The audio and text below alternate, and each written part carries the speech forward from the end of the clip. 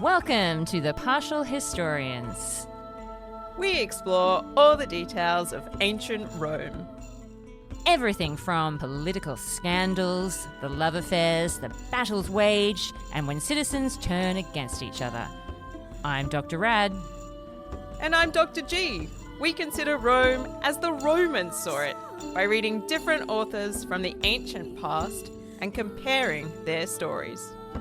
Join us as we trace the journey of Rome from the founding of the city.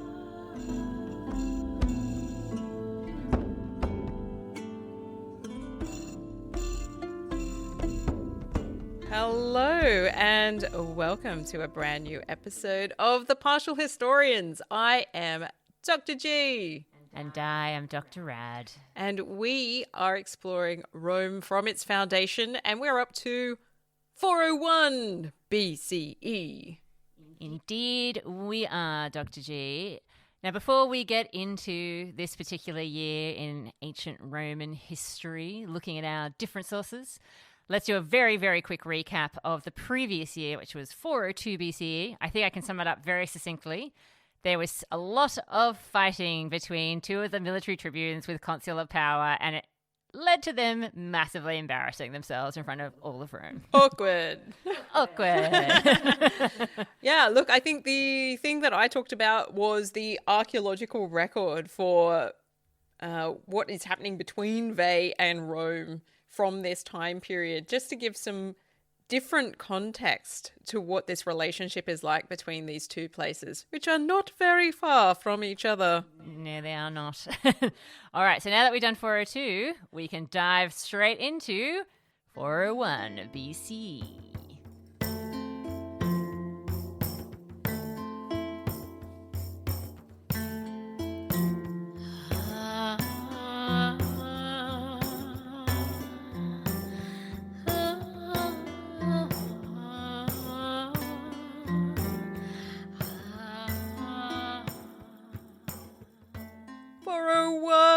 BC.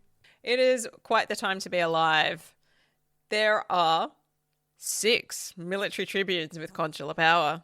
And I also have some names for some tribunes of the plebs. They're not just faceless opponents anymore. Me too. This is very exciting. It is. All right, so tell me, who are the military tribunes with consular power for this year? All right, first cab off the rank. Lucius Valerius Potitus. Heard of this guy before. Yeah. We have seen this guy before. Yeah. Previously military tribune with consular power in 414, 406, and 403. So this is his 4th time in the job. I hope he's good at it. We also have Marcus Furius Camillus.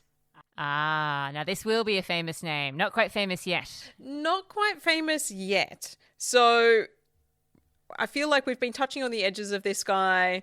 He was previously listed... Naughty. He was previously listed as a military tribune with consular power in 403. But 401 this year seems to be a more secure date for this guy. Sure. So we will see. The cusp of his career. Every time I think he's about to start, he stops.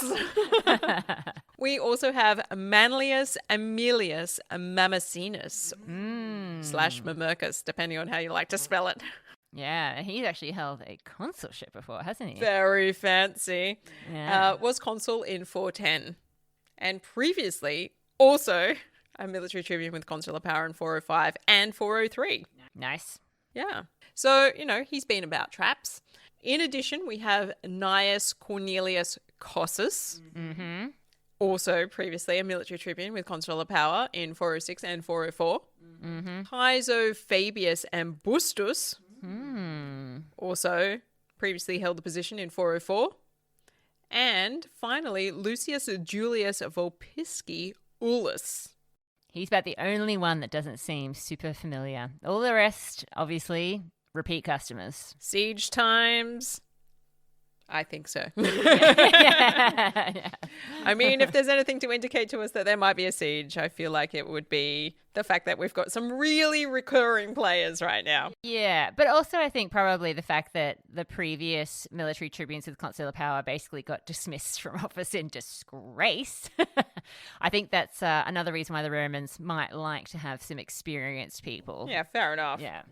Let's get the experienced guys out on the field and let's get this victory happening. Absolutely.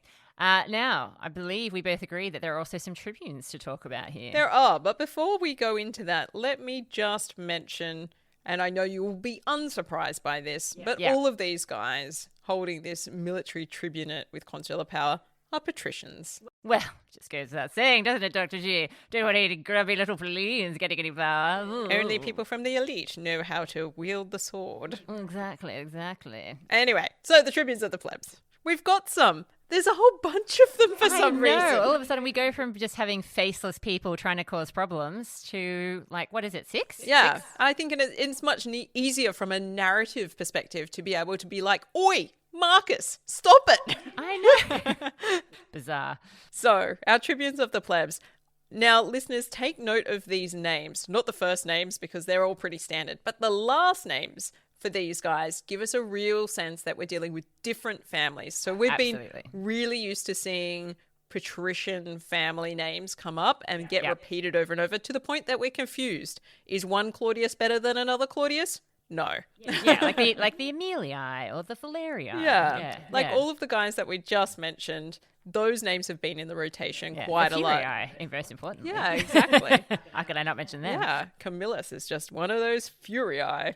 Exactly. And these guys, these tribune of the plebs, are all coming from different family lines, which give us a sense of perhaps what is the broadening birth structure that also is equivalent to class potentially that is going on in Rome at this point in time. So we have Marcus Acutius, Publius Curiatius, Gaius Lasurius, Marcus Metilius, Marcus Minucius, which might be maybe the closest that we get. That's right. Yeah, that's the only one I've ever heard of before. Yeah. And you may have also heard of Gnaeus Trebonius. That's true. The Trebonius name. Yeah. So these groups of names, Acutius, Curiatius, Lasurius, Metilius, these are just names that sound Latin, but they don't come to us through this sort of patrician lineup that we're used to seeing. Yes, absolutely. Well, Dr. G, 401, the reason why we might have so many named characters is that it is a bumper year for Rome. It's like they know it's the end of the century. You got to give people something juicy for the end of the century. Yeah, so there's a lot of war going on in this year. We, of course, have the siege against Veii, but there's also going to be Capena and Falerii involved in that. And we've also got war against the Volscians on the horizons because, of course, the Romans just lost Anxur, which they had stolen from the Volscians, but they consider it theirs now and they want it back. I see. Very intriguing. Well, I have almost next to nothing on like what happened. I was going to say, year. are you really going to chime in here? I mean, I do have some things to tell you, but I will maybe hold off on most of them, except for one, if I may. Okay. Be bold initially. Sure. So I just want to have a bit of a throwback to the Lex Trebonia of 448 That BCE. is going to come into my narrative later if you... Oh, you want me to hold tight? Well, it's up to you. It does come in, but just not until a bit later. Okay. I only mention it because we've just listed all of the Tribune of the Plebs and there's a connection there. But I promise I can hold on. It'll be just a moment and then we'll be there. Patience. Background, yes. Okay. Before we deal with all the war that's on the horizon for Rome, naturally, there are some internal issues that we have to deal with first. Of course. Yeah. Now, I think you can probably guess what these revolve around. They're kind of standard issues for Roman society, apparently, which is that if you want to fight a war, you need to have a levy. I hate that. That's very annoying. Yeah. You've got to round up people, get them on board, get them excited. Now, there's going to be an issue about that, and I'll explain what it is in a moment. There's also an issue, though, around the fact that people are apparently now paying a war tax. Excuse me? Yeah. Yeah. That's never been mentioned before. A war tax. Well, look, this is, I think, revolving around the issues around funding that we've been talking about. You know, the fact that they've introduced military pay, and that's the thing. The money has to come from somewhere. Are you... Wait a minute. Yeah. Wait a minute. Wait. Don't question the narrative. Wait. Do not question the narrative. No. Hold up. You're telling me, first of all, people are getting paid. So, I mean, this is something we've talked about a little bit now. Yeah. That's fine. But who's now paying for the pay? It's being paid through taxation. Who's getting taxed to pay for the pay? This is the issue that the tribunes brought up when originally the idea of military pay was introduced. So, like, sure, these guys who are all elite and stuff might be contributing to get a scheme off the ground, but who's going to be paying for it long term? It's going to have to be financed from somewhere. I'm looking at you guys. And this is the whole issue that they were talking about when they were saying follow the money. This is exactly what people are having issues with now. I feel like there's been a lack of transparency, and I have not seen the legislation get passed. It's obviously highly questionable. Rome is not functioning like a proper republic right now. Yeah, look, it's all highly questionable, of course, because what would they be paying the tax in? How would they be paying the tax? There's all sorts of questions that we want to Clearly raise. in the A's Rude that I talked about last episode. Giant pieces of bronze made of rectangles. Yeah, exactly. Rome doesn't have coinage at this point in time. It's all very confusing, but I need to proceed with my narrative. So if you would please. Okay. The military tribunes, of course, want to levy the troops. And naturally, they're going to be recruiting young men. Standard. So far, so good. But they start enlisting older men too, because they want to make sure that Rome itself is to be protected. Enlisting older men too. Yeah. Why, hello there, Rome. Now, the issue of military pay becomes difficult at this point because they're widening the levy. Because obviously, the more men you're enlisting, the more money you need to pay for this army. Also, is it the same men that you're levying that you need to pay for the pay? Well, this is where it gets confusing. So, this is why they need to pay for it by collecting a tax. This is where the tax comes into it. So you see? Oh, yeah. You have to be patient. You just have to be Completely patient. logical so far. Yeah. The Roman citizens aren't thrilled about paying this tax because they're already having to help with the war effort in generally and, you know, protecting the city and that sort of thing and just working for the benefit of Rome in general. They don't feel like they should have to pay a tax on top of that. The tribunes of the plebs, of course, come charging in at this moment. They sniff an opportunity. They accuse the senators of planning this all along. The senators were clearly intending to wreck everybody's life by not only make half of the citizen body serve in the army, they were then going to tax the rest to death. Right. Okay, well, that does sound rather dramatic coming from the tribune of the plebs.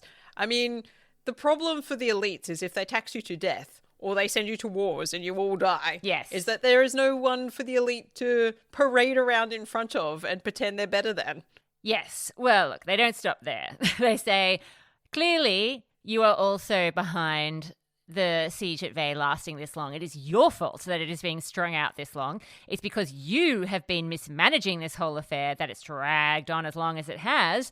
And now you have the nerve to levy armies for 4 wars, resorting to using mere boys and the elderly, who I presume are people in their 40s and 50s, as well, forcing the plebeians to serve all winter and work all year round, and now a tax on top of all of that. So let me just get this straight. The plebs work their guts out and fight themselves into early graves whilst neglecting their own lives and their own properties. And finally, if they manage to return and they get a chance to put their feet up, they have to pay a tax? I mean, this is exactly the kind of thing that makes a military pay situation laughable. The idea that it's benefiting anyone. Say it ain't so. Now, if you're sensing that there's some Gracken parallels here, I would say, yes, there are. Livy, what are you doing? Look, it's once again that whole idea of, you know, controlling land, looking after land, all of that kind of stuff that comes into it. So the people were completely consumed by these issues. And around the time that they are trying to process this whole levy tax situation, this is when the tribunes of the plebs are having their elections.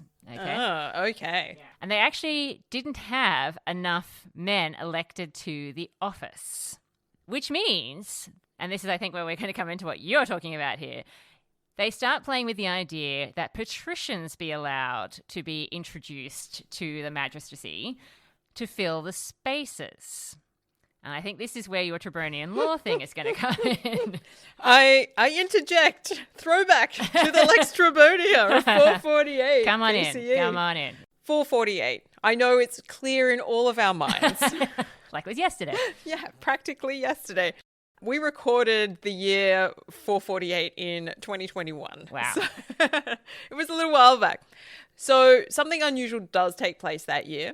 So Livy records that 2 patrician ex-consuls are elected to serve as tribunes of the plebs in that year. There's doubt about the accuracy of that claim. Fair enough. It's Livy. It's a weird time period. We're not sure about most things to do with this century. Yeah. And we're right at the end of it. Yeah. But there is this sense that people get up in arms about this concept. So some of the new tribunes had been consulting with patricians, and then there's this sort of co-option that sort of takes place. So it's getting messy. So it seems like there is a way in which the patricians have seen an opportunity to potentially undermine the tribune of the plebs by bringing themselves into it. Yes. And the problem with that is that the plebeians are not going to stand for it. No. So Lucius Trebonius pushes for a law. Now, the name Trebonius, we assume, must be a plebeian name. And we get another Trebonius this year as well. So Coincidence? I think not. no, I don't think so. No. So Lucius Trebonius pushes for a law that stipulates that elections for tribune of the plebs need to continue until no fewer than 10 tribunes of the plebs are elected, and they should be plebeian.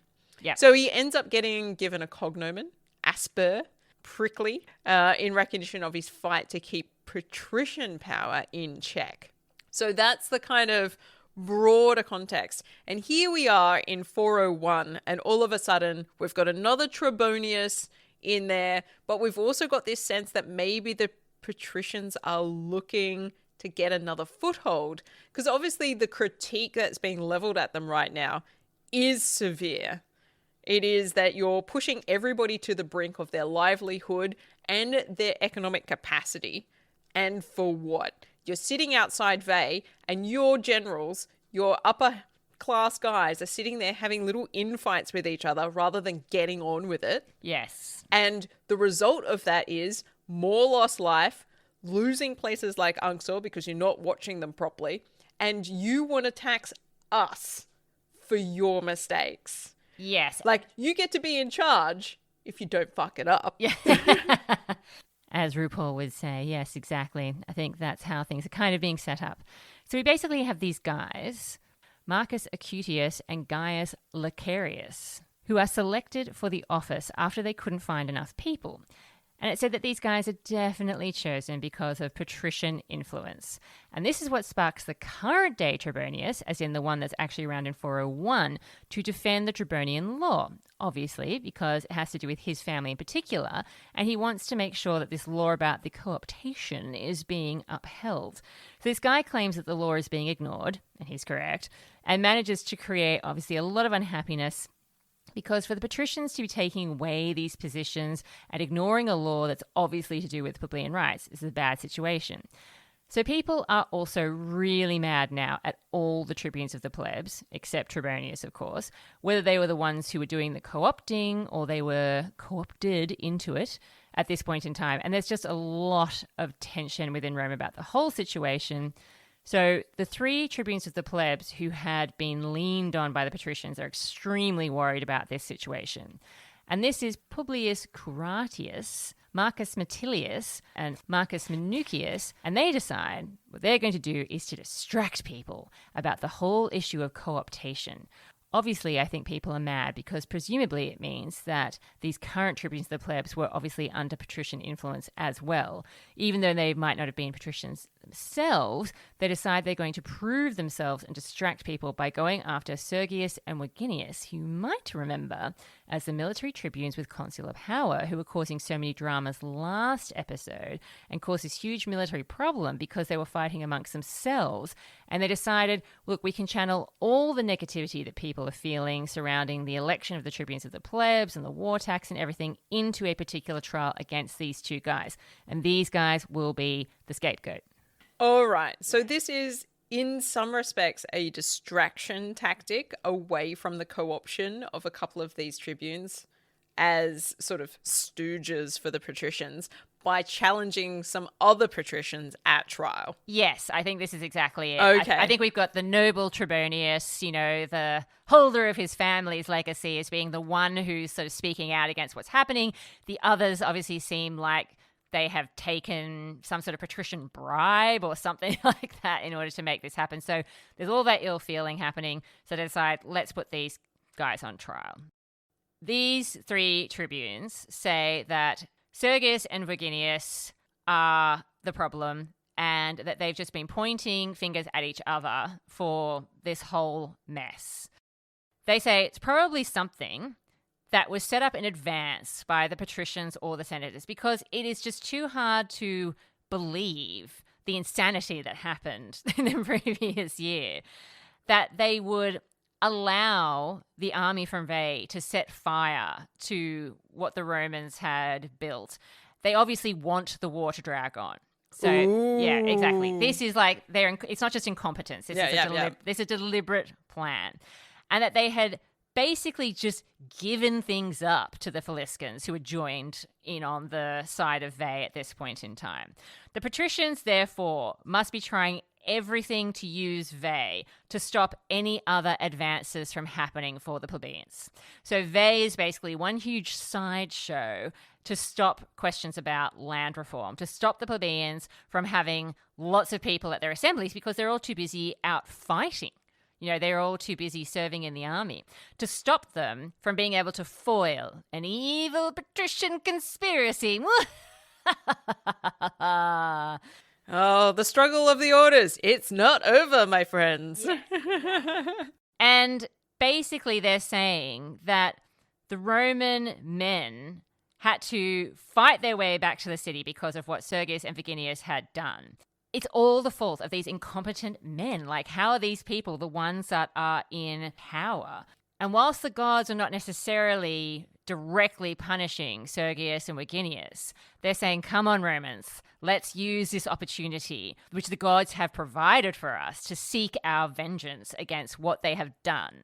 Wow. So it's a conspiracy, Dr. G. Yeah. And it goes deep. I'm feeling it. All the way to the top, to the gods themselves. Yes, exactly. Now, the plebeians find them guilty fairly quickly. Well. And they order them each to pay a fine, of which I have given the precise figure of 10,000 pounds of bronze. Oh, that's quite a lot. Nice. Sergius tries to blame fortune, saying that it's really just this that's to blame. War is unpredictable. It's a matter of chance, Exactly. Stuff happens. What do you expect? Stuff happens. You roll the dice and sometimes you win and sometimes Veii marches on your army. Exactly. So Virginius is like, yeah, look, the whole thing last year was pretty bad already. Haven't I suffered enough without being put through all of this as well?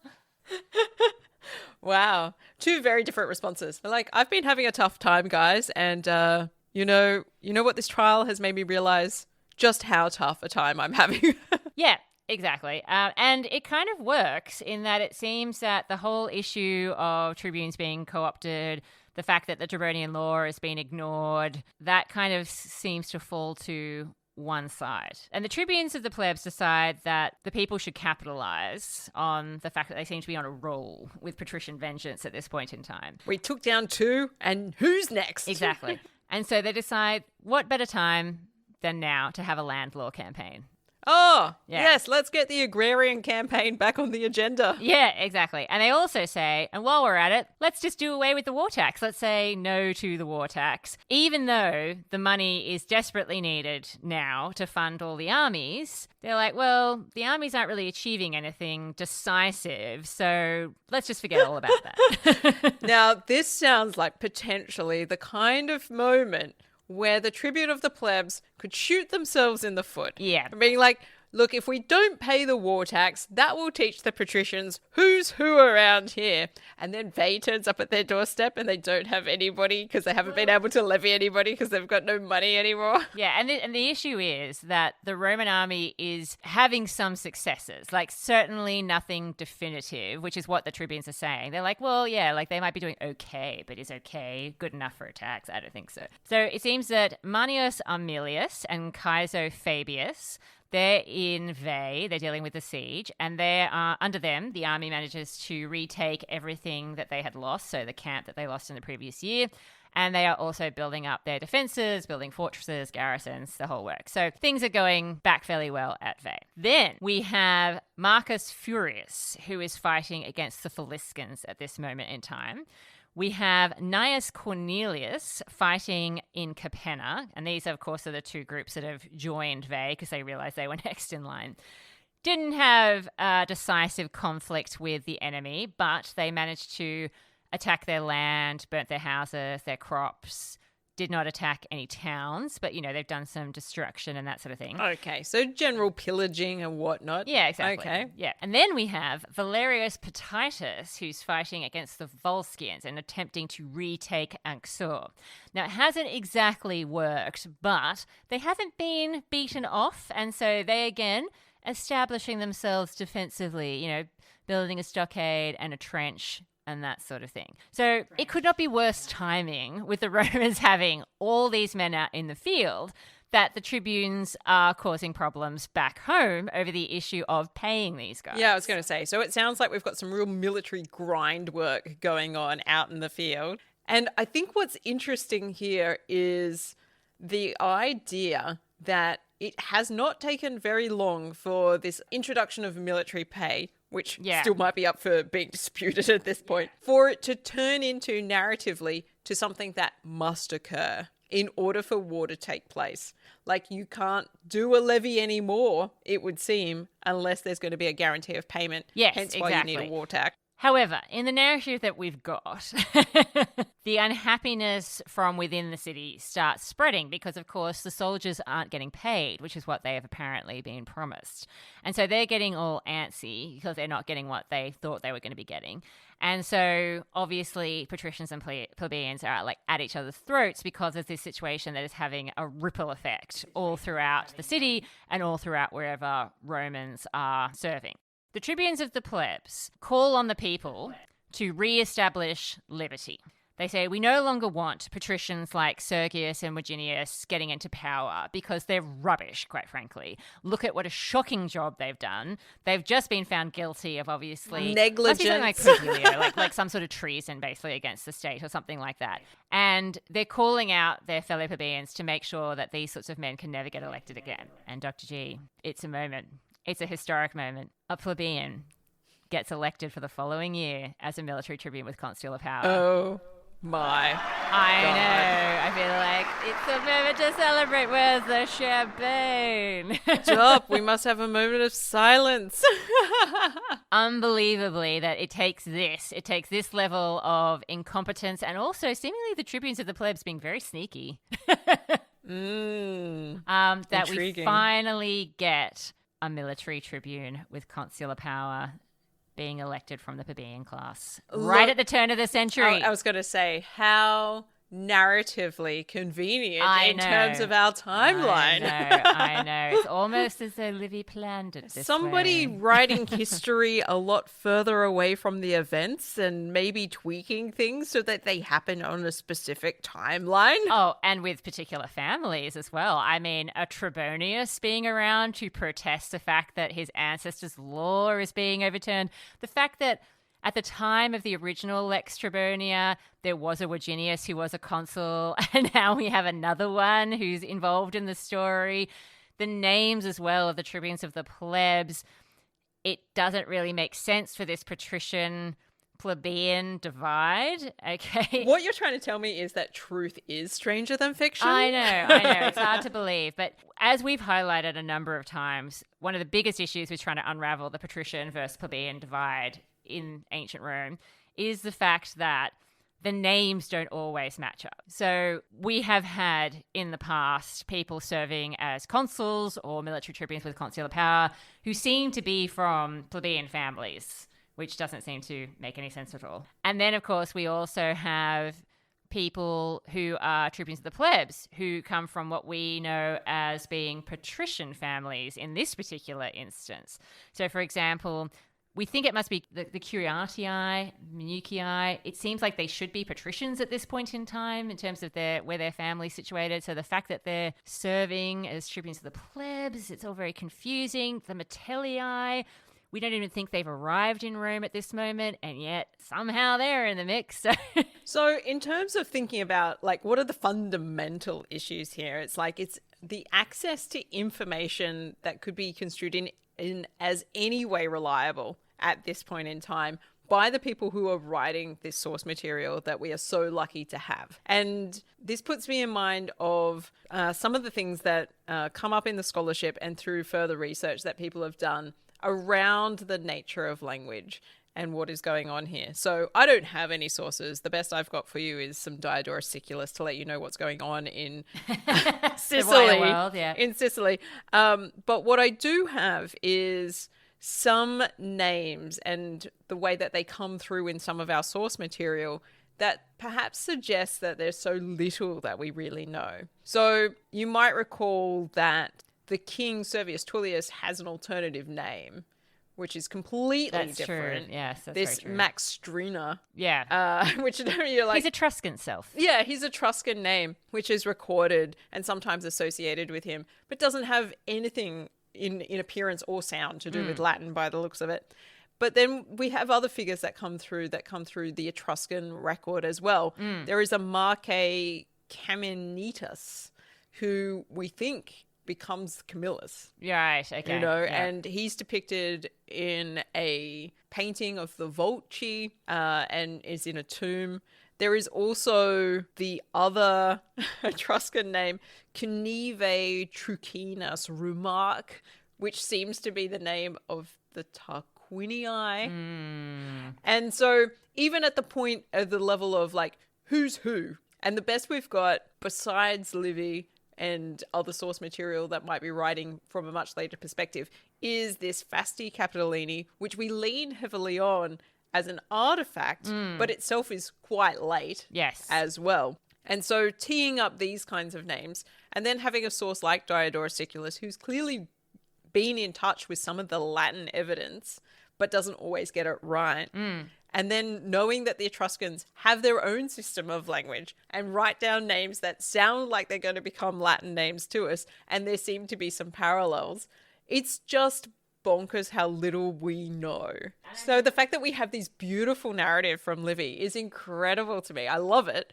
And it's also like the depth and complexity that he's offering here of a society in a moment of transition is really powerful. And this idea that there is this sub sort of class structure fight going on and families vying for power and control over the principal positions, it's amazing. And I want to believe that those stories are true. And it's really hard to reconcile with what we have from other sort of bits and pieces here and there, which stand outside that written material, but come from that archaeological context. Yeah, and this is the thing. I feel like I can't quite finish the story without actually going into the next year, because there's a really intriguing detail that I think is going to blow your mind. Well, I put it to you that you'll have to hold your horses a little bit. Okay, well, can I tell you this one detail? We can come back to it, but I have to tell you this one detail. Okay, so the guy, because these 2 years blend together in the way that Livy is telling them. The guy who becomes the first plebeian military tribune with consular power is Publius Licinius Calvus. Now, we will come back to this, but I just want to leave you on this because it's so unbelievable. Livy sort of goes into, why was this the guy? Why was this the guy who was chosen to be the first? Because he hadn't held any sort of offices before. And I quote the English translation, but was only a senator of long standing, now well on in years. Now, whoa! What? What? Are you telling me there have been plebeians in the Senate the whole time? Apparently so. And so it brings us back to that essential question which we've been wrestling with this entire time of who the hell are the patricians? Who are the plebeians? How do we define these things? I mean, obviously it makes sense. I understand that the Senate can't be made up of just ex-magistrates. That's right at the beginning. That would be weird. Yeah. At the beginning, there weren't any. Exactly. There were none.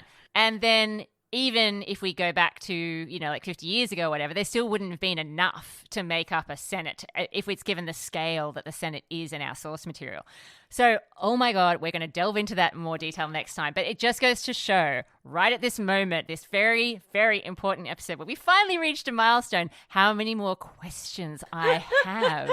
And we are going to have to go back to that original question of patricians, plebeians. Who are they and where do they come from? What is this and why does it keep happening? And are we sure it's real? Were they there at the dawning of the sun? And at the setting of the sun, we shall remember them. Exactly. Oh my God. Anyway, that just blew my mind. That is an incredible detail. And I'm going to ruminate over that between the end of this recording and the next recording. I couldn't let you go without telling you that because I'm like, I actually don't even care about the fact that he's the first plebeian military tribune with consular power. Once I read that sentence, I was like, holy cow. He's just been sitting in the Senate for years. Yeah, he's just been lurking there. It's just like, what is going on? Who let him in? Yeah. What's going on? So yeah, so much that is intriguing right at the turn of the century. And look, I agree with you. The thing is, what we have to remember is we're dealing with this situation with Veii, right? And this is a very important moment for Rome, and we've already sort of hinted to our audience this is going to be the last showdown with Veii. I think you all know how that ends up. However, we also are facing a disaster for Rome, the Gallic sack of Rome, which is coming up on the horizon. And this is the excuse that our sources give us. Excuse me? I know. Believe me, Rome's about to get trashed. This is the excuse that our sources use for how confusing this particular century is. And I actually felt very reassured. I was doing some research for the show, and it sort of was this chapter that was all about how the 5th century is probably the most difficult in Roman history to figure out. It's even worse than the period under the kings because, okay, look, the kings might be mythical, whatever, but at least we have some detail. At least we have some myths, For this century, there's so many questions, and academics they have such different opinions. It is baffling, and I think there is the potential to take an archaeological perspective, which would leave us with not too much to go on, but definitely the suggestion that there was conflict in this century in the local region surrounding Rome, for sure.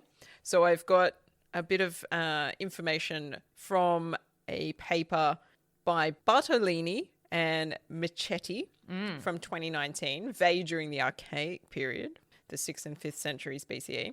And this is backing up that paper by Arizza and Rossi that I was talking about in the previous episode, that there is a reasonable amount of archaeological evidence to suggest that we've got cultural exchange going on, but also a build-up of military engagement across these two cities. Yeah.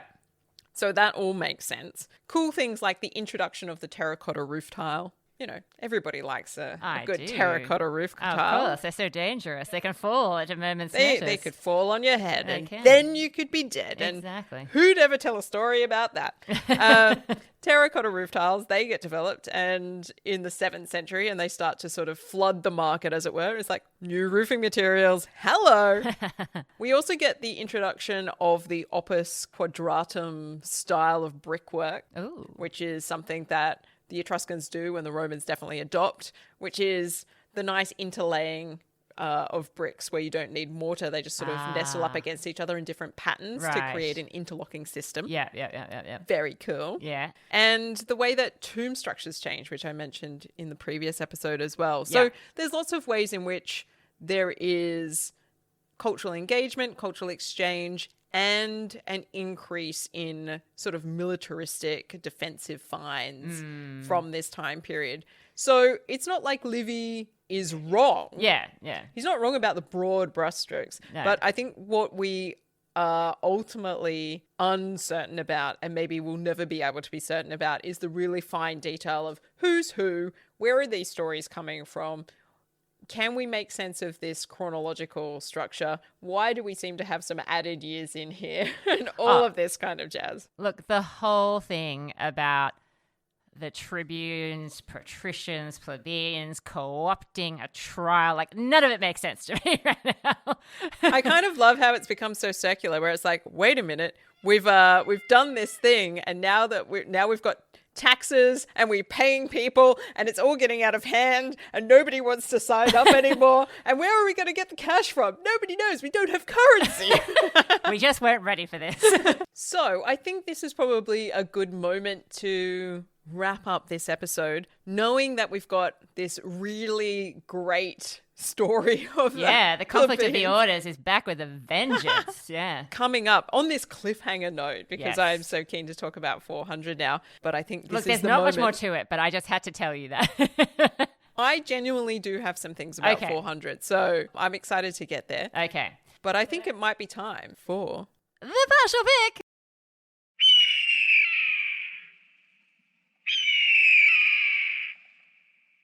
All right, Dr. G, the partial pick. The moment when the Romans have a chance to win 50 golden eagles, 10 in each category. Tell me, what are our categories? Well, our first category is military clout. Right, well, okay, the Romans are apparently having some success, and by success I mean they are undoing the terrible performance of the previous years. Yeah, I mean, you can only go up, can't you? Well, no, I think they could go down. It could be worse, yes. Yes. Look, this is not a great situation for them to be in. They've got some troops in the field. They've been doing some minor pillaging. Yep. They've recouped their losses from having their camp invaded by Veii. Yep. They've attempted to take back Anxur, but not been successful yet. No, but sitting they're not outside. out of the running in that. No. So I think that they're engaging in military things. I'm not sure that they're demonstrating a lot of clout right now. It might be a 3. Yeah, okay, I'm on board with that. Okay, a 3 it is. No arguments. Excellent. Look, I'm weighing it carefully, and look, as I say, regaining ground lost whilst they were being terrible is not the best. It's not the best. This doesn't constitute a huge success. No. All right. Our second category is diplomacy. No. They're at war on multiple fronts. I think I had made that very clear. They are not talking to any of their enemies right now. No, there's just so much war going on. That's no golden eagles. Yep, that's a 0. Okay. Expansion.